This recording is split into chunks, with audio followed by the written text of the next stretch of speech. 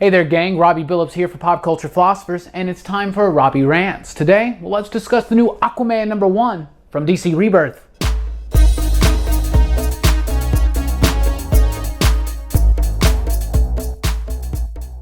DC Rebirth continues through a new batch of #1s with Aquaman #1 from writer Dan Abnett and penciler Brad Walker.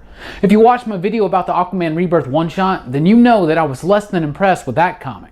The new Aquaman #1 brings a little hope, but it's also very inconsistent. At first, it's clunky and overwrought, continuing the disappointment from Aquaman Rebirth. But the second half of the book, or once Black Manta shows up, it's thrilling and it's energetic. The story focuses on Aquaman's continuing quest to bring harmony between Atlantis and the surface world. In the midst of this diplomatic action, Black Manta strikes the Atlantean embassy. Manta seeks to completely destroy Aquaman, sullying his name and threatening those he loves most.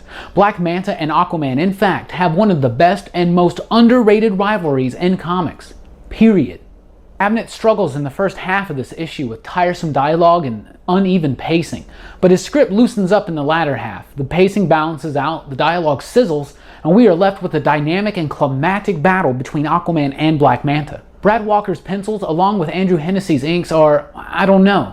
On the surface, I'm not a fan of the art in this book, but something draws me to it. At first, it seems very mediocre and typical, with some very odd choices in composition. However, by the end of the issue, it comes across as bold and powerful and charismatic. And I'm not quite sure, still if I'm a fan of the art, but I do find it incredibly compelling.